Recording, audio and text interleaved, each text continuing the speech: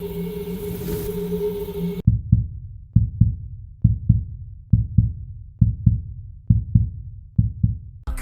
don't live that far. Say she left her person named Church. You know, wanna play. A 22-year-old man named Timothy Leaks is reportedly facing felony murder charges in connection with the death of King Von. Important clues in solving a mystery in Memphis. Who shot and killed young Dolph in his own hometown? A Los Angeles-based rapper has died following a stabbing at a music festival in Exposition Park.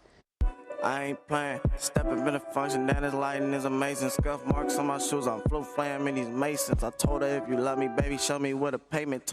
Inglewood police searching for a suspect in the death of an up-and-coming rapper from Compton. Ain't no savages can tell me shit. Trying to make a way out of no way, rapping blind to be sick. A second man has been arrested accused of gunning down rapper Mo 3 on a Dallas highway. And tonight, disturbing surveillance video showing the murder of South Florida rapper XXX Tentacion and the moments leading up. Breaking right now, TMZ reporting that rapper and Philadelphia native PNB Rock has died after he was shot inside a Los Angeles restaurant during an apparent robbery. I'm sat here with Ghazi Shami, who is founder of one of the most exciting independent music companies in the US, Empire. Since being founded in 2010, Empire has provided distribution and label services for artists including Kendrick Lamar, Anderson .Paak, Snoop Dogg, Cardi B, and XXX Tentacion. We're going to talk about the evolution of Empire, Ghazi's approach to working with artists and competing with major labels. So, first of all, Ghazi, can you tell us a little bit about your background and what led to you launching Empire? Yeah, so how far back you want me to go? To Silicon Valley.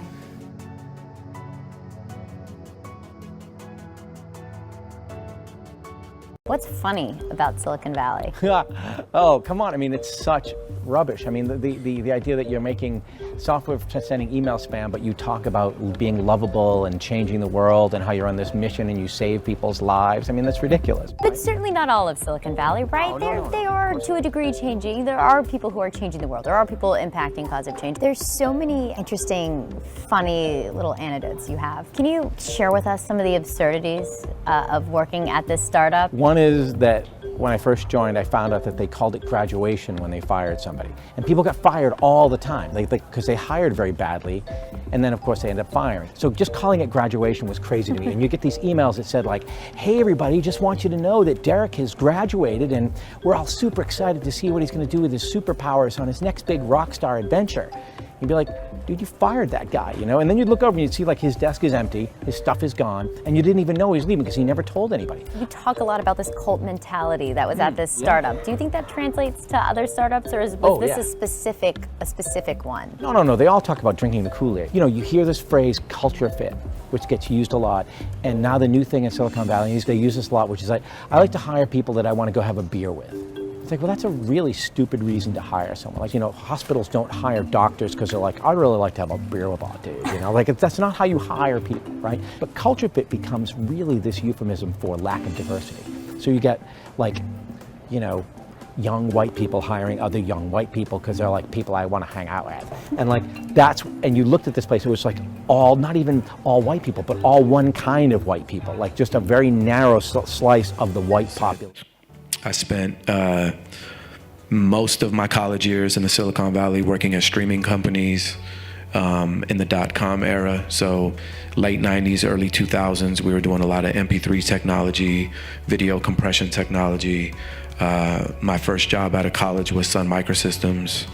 About a year and a half into that, I realized that it was just time for me to exit the Valley and go back to where my heart was really at, which was music. So I had this real unique skill set of music and tech, but this is before the convergence of music and tech. This is, I want to say 1999, 2000, 2001, somewhere around there. Mm-hmm. And then after that, you had your own studio. Is that right? Yeah. When I left my computer job, I went full-time production work. So it was 10 in the morning till 4 in the morning every day in the music studio. Mm-hmm. And then you built Ungroove's urban department, and then you left to launch Empire. Yeah, I stayed. It was full-time studio work from about maybe 2001 till about 2007. I joined Ingrooves for 2 years. So you might say, well, Rob, you're here. It's obvious.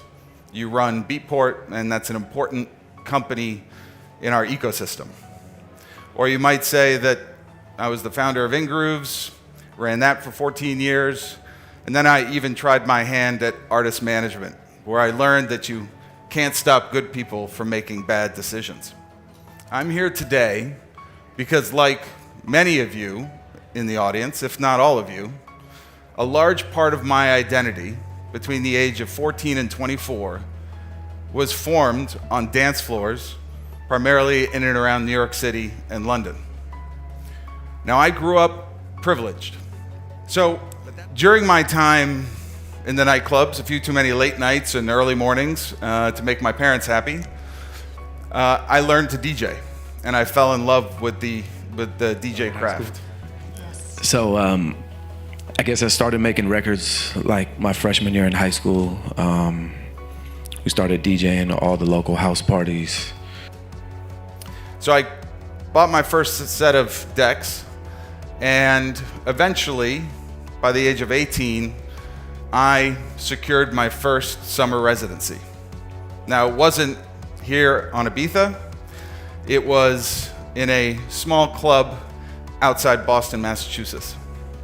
Now, when I say outside Boston, Massachusetts, it was actually 2 states away, in a small town called Agunquit, Maine. Now, you probably don't know Agunquit, Maine. It's hard to say. But it was one of these towns that in the summer was, back then, gay-friendly.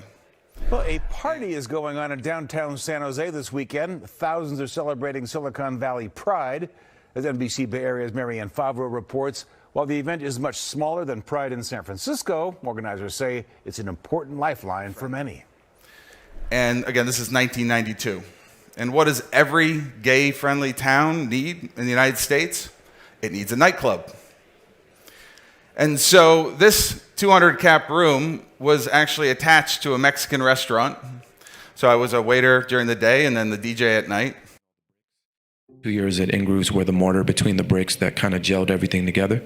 And then I left and launched the Empire infrastructure. Because being in the Silicon Valley, oftentimes we were geeks marketing to other geeks. And we were always early. And I was like, you got to wait. This is going to take time. The rest of the country and the rest of the world has to catch up. And what's your approach around working with artists, and what kind of deals does Empire sign? We run the full gamut of deals, everything from like basic distribution deals. A lot of our deals are still non-exclusive, all the way to joint ventures that are more like profit shares.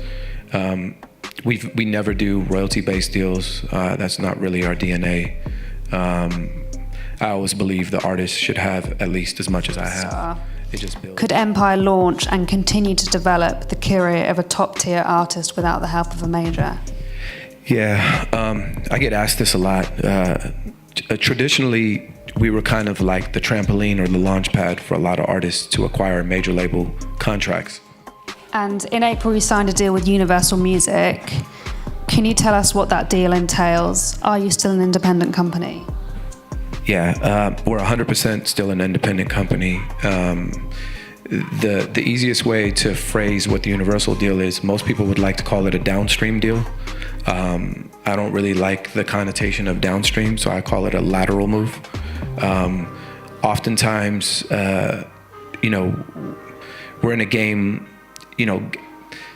If you were gonna compare this to sports, in sports, everything thrives on chemistry and the synergy between players, coaching staff, coaching style, so on and so forth. And some artists just thrive in an independent system and might grow organically in our system different than they might grow in a major label system.